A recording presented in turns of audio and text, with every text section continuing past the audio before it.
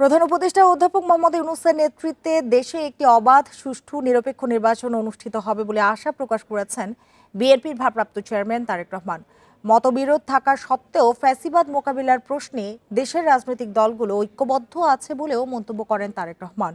বিকেলে national people's পার্টির প্রতিষ্ঠাবার্ষিকীর আলোচনা সভায় লন্ডন থেকে ভার্চুয়ালি যুক্ত হয়ে এসব কথা বলেন। রোজকার সাধারণ খাবার এখন হবে অসাধারণ। প্রাণ স্বাদের মশলা, স্বাদ বাড়ায়, ঘ্রাণ ছড়ায়।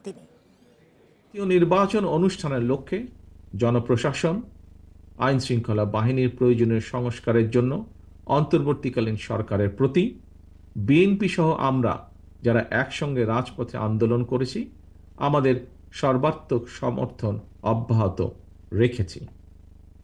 সুতরাং দেশে বিদেশে সম্মানিত দক্ষ এবং যোগ্য ব্যক্তিত্ব অন্তর্বর্তীকালীন সরকার প্রধানের নেতৃত্বে জনগণ অবিলম্বে দেশের ইতিহাসের সবচেয়ে অবাধ, নিরপেক্ষ একটি জাতীয় নির্বাচন দেখতে পাবে।